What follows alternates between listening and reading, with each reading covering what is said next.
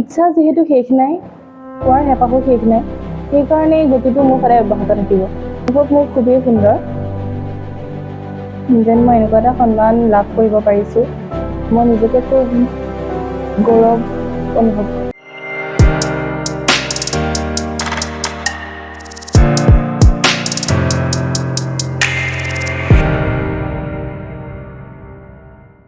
নীলঞ্জনা, ডিএচি নিউজলৈ তোমাক স্বাগতম জনাইছোঁ। ধন্যবাদ ছাৰ। সঁচাকৈ এটা ভাল খবৰ। হয়।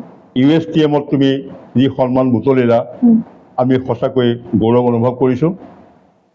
আৰু এই বিষয়ে আজি তোমাক আমি কেইটামান প্ৰশ্ন সুধিম আৰু আশা কৰিম তুমি যথাযথ উত্তৰ দিবা আৰু সেই এনচাৰখিনিয়ে আমাৰ সমাজৰ বহুতখিনি উপকাৰত আহিব বুলি ভাবিছোঁ। নিশ্চয়। এতিয়া প্ৰথমতে মই জানিব বিচাৰিম, নৃত্য নক্ষত্ৰ সন্মান লাভ কৰিলা, তোমাৰ অনুভৱ? অনুভৱ মোৰ খুবেই সুন্দৰ যেন মই এনেকুৱা এটা সন্মান লাভ কৰিব পাৰিছোঁ। মই নিজকে খুব গৌৰৱ অনুভৱ কৰোঁ আৰু সঁচাকৈ ভাল লাগিছে ন? সঁচাকৈ ভাল লাগিছে। ঠিকে আছে। 10 ছেপ্টেম্বৰ USTM অৰ্থাৎ university of science and technology Meghalaya central auditorium হলত এইটো হৈছিল ন? ৰাউণ্ডটো হৈছিলে হয়নে বাৰু? ইয়াৰ অভিজ্ঞতা সম্পৰ্কে কিছু ক'বা নেকি? ইয়াৰ অভিজ্ঞতা, মই যিহেতু USTMলৈ প্ৰথম গৈছোঁ, মানে খুবেই সুন্দৰ অভিজ্ঞতা এটা। যিহেতু মই প্ৰথম গৈছোঁ, নতুন নতুন জেগা দেখিছোঁ, নতুন কথা শিকিব পাৰিছোঁ বা নতুন মানুহ লগ পাইছোঁ, খুবেই ভাল লাগিলে মোৰ। কেনেধৰণৰ মানুহবিলাক লগ পাইছিলা বাৰু?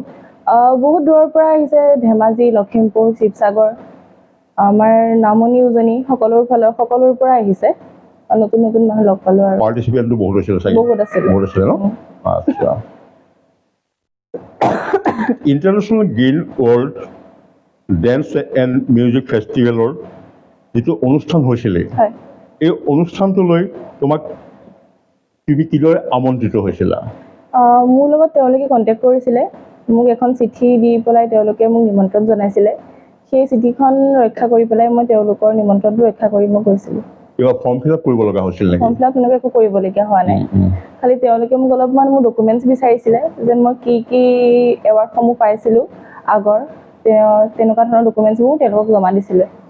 আচ্ছা, তেওঁলোকে যে ছেমি ক্লাছিকেল যিটো নৃত্য ন, তেওঁলোকে সেইটো স্থিৰ কৰি দিছিল নে নাই তুমিহে তাত কৰিছিলা ছেমি ক্লাছিকেল? মই কৰিছিলোঁ, কাৰণ যিহেতু মই ছেমি ক্লাছিকেলে কৰোঁ প্ৰায়ভাগ, সেইকাৰণে মই ছেমি ক্লাছিকেল যে কৰিম তেওঁলোকক মই জনাই দিছিলোঁ। আচ্ছা, কিমান দিনৰ প্ৰস্তুতি আছিল? প্ৰস্তুতি মই মোৰ আগৰ পৰাই চলাওঁ, কাৰণ সেই নৃত্যটো মই বহুত আগৰ পৰাই নাচি আহিছোঁ। যিহেতু মই প্ৰগ্ৰেম 10 ছেপ্টেম্বৰ প্ৰগ্ৰেমটোৰ কাৰণে মই খুব বেছি 5 দিনমান প্ৰেক্টিছ কৰিছোঁ। ইমান কৰিবলগীয়া হোৱা নাই, কাৰণ যিহেতু আগৰ পৰাই নাচি আহিছোঁ ন, সিমানেই আৰু। আমি ইতিমধ্যে গম পাইছোঁ তুমি আগতে বহুত নৃত্য কৰিছা। হয়। ৰাষ্ট্ৰীয় পৰ্যায়ত বা আন্তঃৰাষ্ট্ৰীয় পৰ্যায়ত বহুত সন্মান বুটলিবলৈ সক্ষম হৈছা, নহয় জানো?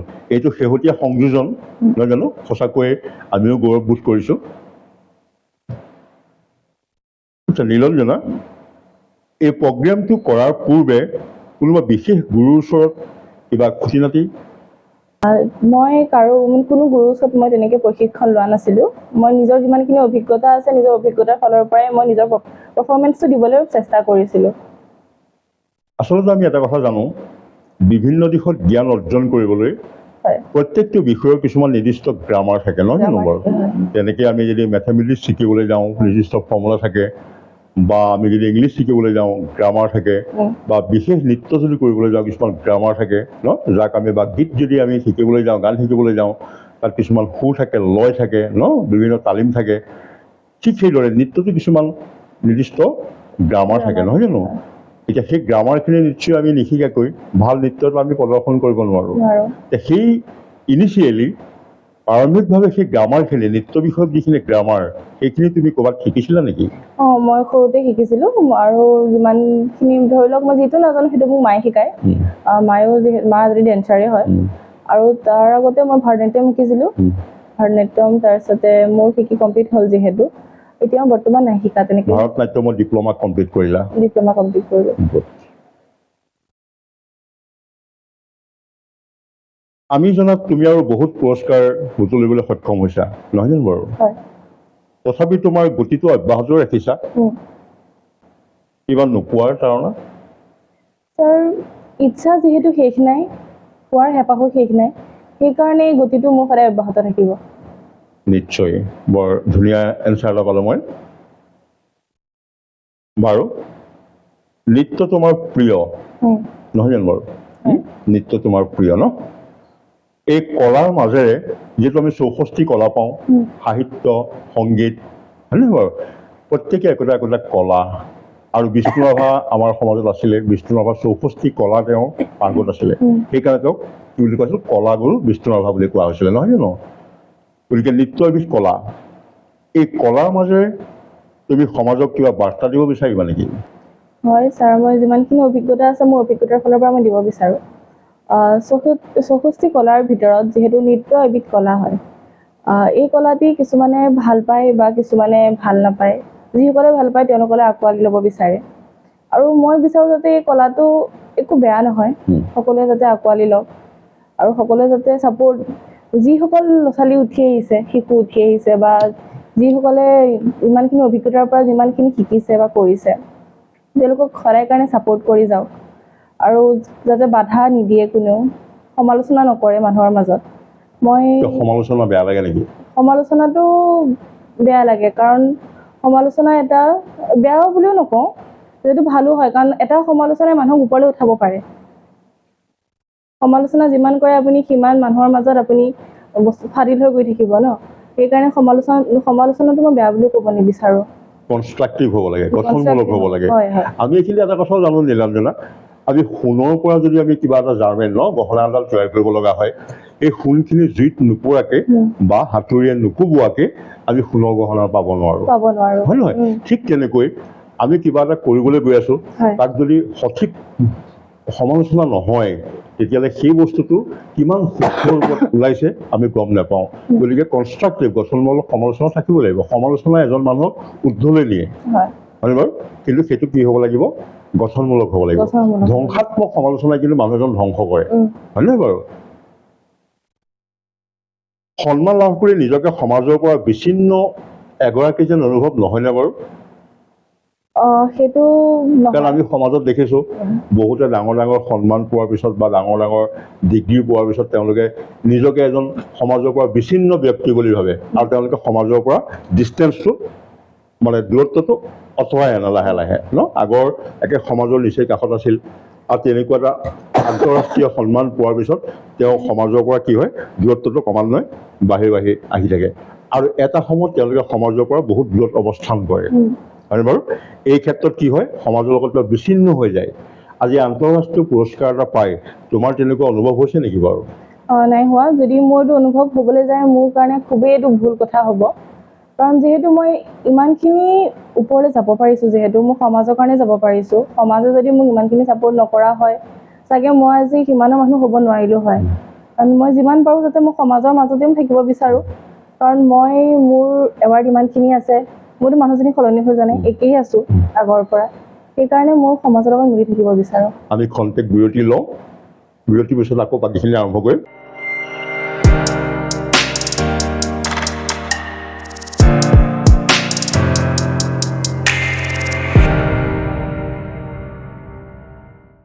খন্তেক বিৰতিৰ পিছত আমি আকৌ অনুষ্ঠানৰ মাজত আগবাঢ়ি আহিছোঁ পুনৰবাৰ তোমাক আকৌ ধন্যবাদ জ্ঞাপন কৰিছোঁ বাৰু ভৱিষ্যত পৰিকল্পনা মোৰ বহুত আছে এতিয়াও ছাৰ শেষ হোৱা নাই বুলি মই ভাবোঁ কাৰণ যিহেতু মই লাহে লাহে উঠি আহিছোঁ ভাবিছোঁ যেন মই মোৰ এখন নিজা এখন স্কুল আছে ডেন্সৰ স্কুল তাতে মই স্কুল আছে নেকি হয় স্কুলখনৰ নাম কি ৰাজনীল ডেন্স একাডেমি বঢ়িয়া স্কুলখন যাতে মই ইউনিভাৰ্চিটি লেভেলত নিব পাৰোঁ তাৰে মোৰ বহুত সপোন আছে যাতে মোৰ সপোনটো পূৰণ হওক আৰু নিশ্চয় হ'ব তোমাৰ সপোন ন হয় সপোন পূৰণ হ'ব নিশ্চয় আমি আহি প্ৰায় সেই সময়ত উপনীত হৈছোঁহি আৰু খন্তেক সময় আমি তোমাৰ লগত কটাম নীলাঞ্জনা তোমাৰ এচিভিং গ'ল কি বাৰু এচিভিং গ'ল মোৰ এটাই আছে কোৱা কি হ'বলৈ ইচ্ছা? মোৰ ৰিচিভিং গ'ল এটাই আছে, Solan book of world records. এই ক্ষেত্ৰত তুমি যোগাযোগ কৰিছা নেকি? মই এতিয়ালৈকে কৰা নাই, মই খুব চমুতে কৰিম বুলি ভাবিছোঁ আৰু। খুব সোনকালে সোলান বুক অফ ৱৰ্ল্ড ৰেকৰ্ডছত এটা ৰেকৰ্ড কৰিবৰ কাৰণে তোমাৰ হেঁপাহ আছে নহয় জানো বাৰু? আমাৰ ফালৰ পৰা তোমালৈ শুভেচ্ছা থাকিল, যাতে তুমি সোলান বুক অফ ৱৰ্ল্ড ৰেকৰ্ডছত সোনকালে এটা ৰেকৰ্ড কৰিব পাৰা। সাধাৰণতে আমি দেখা যায় যে যিকোনো এটা বস্তু এপেক্স পইণ্ট এটা থাকে, মানে আমি যদি বল এটা ওপৰলৈ মাৰি দিওঁ, নিৰ্দিষ্ট উচ্চতালৈ উঠি গৈ আকৌ অধোগমন হয়, তাক অধোগমন বুলি কোৱা হয় ন? ঊৰ্ধ্বগমন বস্তু এটা নিৰ্দিষ্ট উচ্চতা পোৱাৰ পিছত অধোগমন হয়, মানে এচেণ্ট আৰু ডিচেণ্ট বুলি কোৱা হয়। আৰু এই ক্ষেত্ৰতো দেখা যায় আমি বিভিন্ন ছাকচেছ হোৱা ব্যক্তিবিলাকলৈ আমি দেখা পাওঁ, এটা নিৰ্দিষ্ট সময়ত মানে সময়ত উপস্থিত হৈ তাৰ পৰা আকৌ কি হয়, আগৰ অৱস্থানলৈ উভতি আহিব বিচাৰে, যিটো পশ্চাদমুখী গতি বুলি কোৱা হয়, যিটো পশ্চাদমুখী গতি বুলি কোৱা হয়। আচ্ছা, এই ক্ষেত্ৰত তোমাৰ গতি স্তব্ধ হোৱাৰ কিবা সময়, যে ইমানখিনি সময়তে মই গতিটো সামৰিম, তেনেকুৱা কিবা ভাবিছা নেকি? মই তেনেকুৱা ভবা নাই, কাৰণ মানুহ মৃত্যুৰ আগলৈকে শিক্ষা যিহেতু শিকিয়ে থাকে, সেইবাবে মই যেতিয়ালৈকে মই নিজকে মানে ষ্ট্ৰং বুলি ভাবোঁ, মই যেতিয়ালৈকে শুই থাকিব পাৰোঁ, মই তেতিয়ালৈকে মোৰ গতি অব্যাহত ৰাখিম। তাৰমানে তোমাৰ এই যাত্ৰা বিৰামবিহীন হ'ব ন? বিৰামবিহীন এই যাত্ৰা। হয়। আমাৰ ফালৰ পৰা তোমালৈ শুভেচ্ছা থাকিল। DHC নিউজৰ ফালৰ সমূহ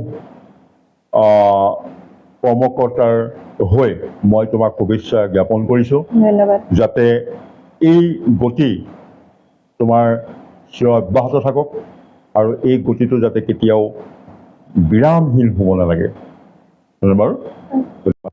USTM তুমি যিটো নৃত্য প্ৰদৰ্শন কৰি নৃত্য নক্ষত্ৰ সন্মান অৰ্জন কৰিবলৈ সমৰ্থ হৈছিলা, আমাৰ DHC নিউজৰ দৰ্শকসকলে অকণমান নৃত্যটো উপভোগ কৰিবলৈ বিচাৰিব। হ'ব তেনেহ'লে।